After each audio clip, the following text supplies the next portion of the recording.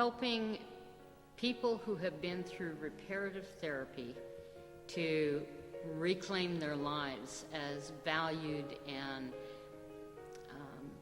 I think chosen people of God. I used to work with Exodus International. We did a lot of reparative therapy, trying to get people to change who they were.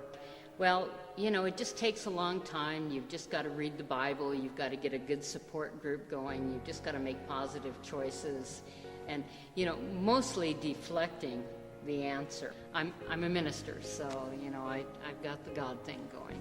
You know, I wanted to make people better. I wanted to make me better.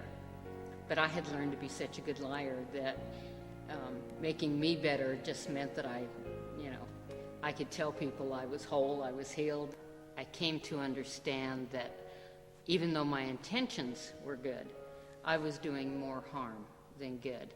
In 2007, when I got together with 3 other people who had been Exodus leaders, and we extended an apology to the gay community. It was for the first time I started meeting people who had been harmed by our message of telling them they had to change, and had never heard anyone ever say, "I'm sorry," and mean it.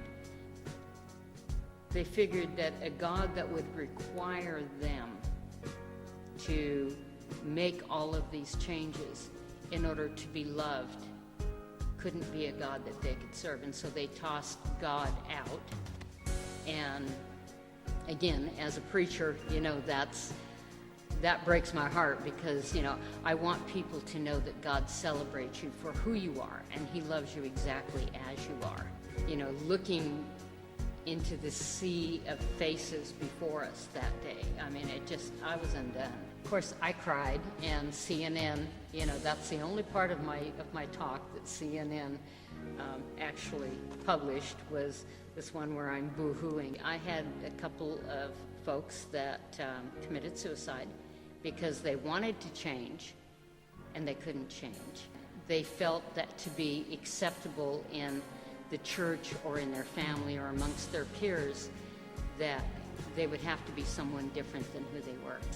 And so I figured if I wasn't in a relationship with a woman, then I wasn't gay. And that's how I got involved with the ex-gay ministry. That has really expanded my theology from the days when I was the Bible thumper preacher, you know, telling people, you know, this is what you've got to do to be acceptable. And how did you become a Bible thumper? How does that happen?